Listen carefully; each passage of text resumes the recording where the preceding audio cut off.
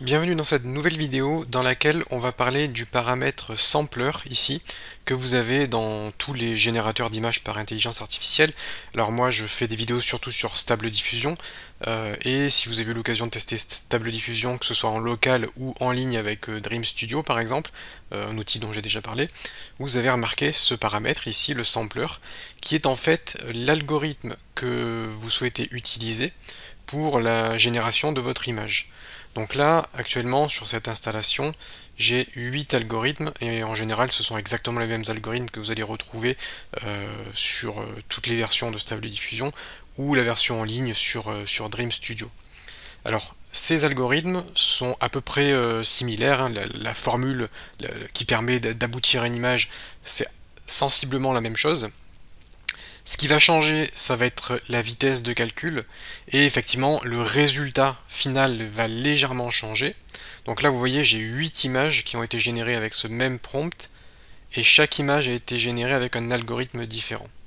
J'ai utilisé exactement la même seed, ce qui fait que l'image finale est censée être exactement la même, et vous remarquez qu'il y a juste deux images qui sont vraiment très différentes, mais c'est normal, parce que là les algorithmes qui terminent par un A pour ancestral sont différents par rapport aux autres, ils sont vraiment différents, et vont vous générer un résultat qui est vraiment pas identique aux autres images. Si vous regardez les autres images de plus près, hein, vous allez voir que c'est pas non plus exactement la même chose. Si vous comparez vraiment, vous allez voir des légères différences, et également des différences au niveau des couleurs. Donc ce que je vous propose, c'est simplement mon comparatif, mon verdict sur quel algorithme utiliser. Et pour ce comparatif, j'ai pris deux aspects qui sont pour moi les plus importants. C'est la vitesse à laquelle l'image est rendue, donc la vitesse de calcul. Ça c'est factuel, hein, ça ne peut pas être débattu, c'est vraiment factuel. Et le deuxième paramètre, c'est plutôt la beauté du rendu, le résultat final. Et ça c'est beaucoup plus subjectif, puisque ce qui me plaît à moi ne vous plaira pas forcément à vous. Mais en tout cas, ça sera mon avis. Donc ce que j'ai fait, c'est que j'ai généré 8 images avec les 8 algorithmes différents. C'est exactement la même image. Là vous voyez, si je passe de DDIM à PLMS, vous voyez qu'il y a déjà une belle différence. De loin les images semblent pareilles, mais vous voyez ça diffère. Si je passe en KLMS, là on remarque que le visage est un peu moins détaillé, mais les effets de lumière sont légèrement différents. Bref, vous constatez que les images diffèrent légèrement d'un algorithme à l'autre. Et je me suis basé sur ce visuel là pour vous faire mon test. Donc dans un premier temps, ce que je vous propose, c'est que je vous montre mes résultats sur Word. Ici j'ai pris mes notes, et ensuite je vous ai fait un beau tableau récapitulatif avec un design sympa, parce que là c'est vraiment des données brutes, mais en tout cas c'est pour rentrer dans les détails. Alors comment est-ce que j'ai fait pour faire mon comparatif? J'ai pris chaque algorithme, et pour chaque algorithme, j'ai fait 4 générations d'images dans exactement la même configuration, tous les mêmes paramètres, tout pareil. J'ai fait 4 générations et j'ai calculé le temps de rendu. Donc ça, c'est le nombre d'itérations par seconde, mais au final, c'est la vitesse de rendu. Et j'ai fait la moyenne de ces itérations, ce qui me donne un résultat précis. Alors évidemment, j'aurais pu faire avec 10 générations d'images, mais on a déjà quelque chose d'assez précis comme ça.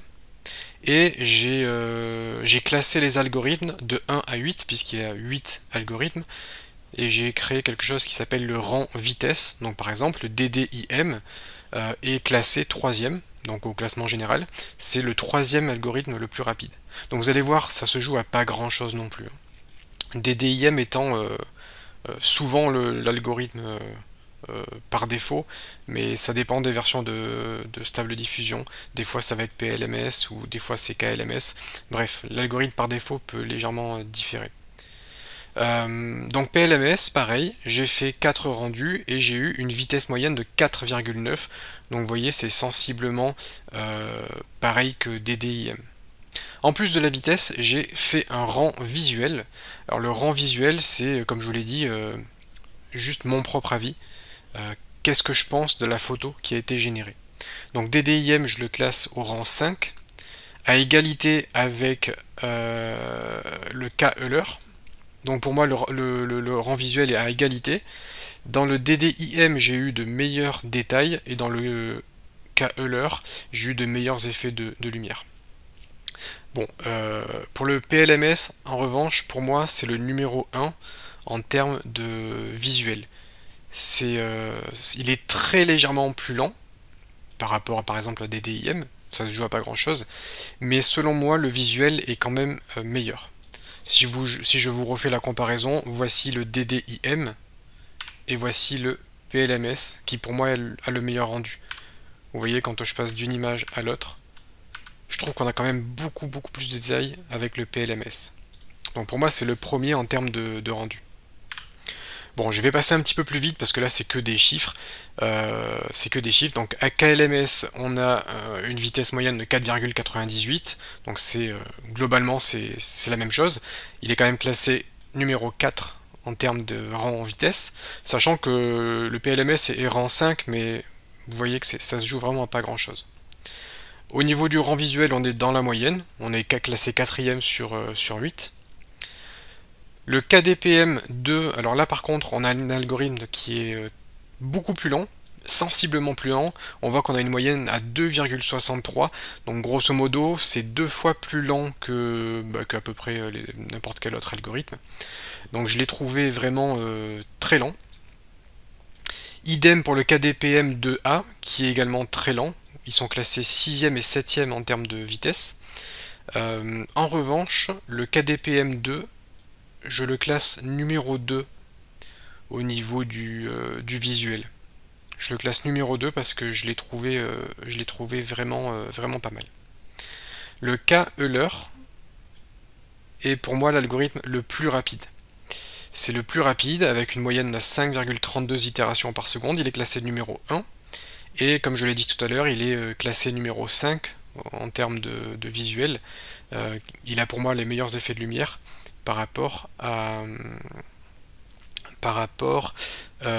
DDIM, qui lui a des meilleurs détails. Le KEuler A, c'est la version ancestrale qui nous donne un résultat très différent. Et lui, en revanche, il est plutôt rapide puisqu'il est classé numéro 2. Si vous regardez avec KDPM en version ancestrale, qui nous donne un résultat également visuel très différent, celui-ci est classé 6ème en termes de vitesse. Donc si vous voulez générer des images différentes avec la même seed, à ce moment-là je vous recommanderais le KEuler A qui est beaucoup plus rapide. Et enfin le KUN est très lent et au niveau du visuel je le trouve plutôt pas mal. Donc en résumé, parmi mes recommandations, je vous conseille d'utiliser de temps en temps le KEuler A parce qu'il est rapide et qu'il nous donne un résultat visuel totalement différent des autres algorithmes. Je vous conseille également le KEuler qui est très utilisé sur internet, c'est le plus rapide de tous et au niveau du visuel on est pas mal dans la moyenne. Le KDPM2 est très lent mais le visuel est pas mal, donc je vous recommande de l'utiliser de temps en temps. Le KLMS c'est vraiment dans la moyenne, il a 4 en vitesse, 4 en visuel, donc il est vraiment dans la moyenne.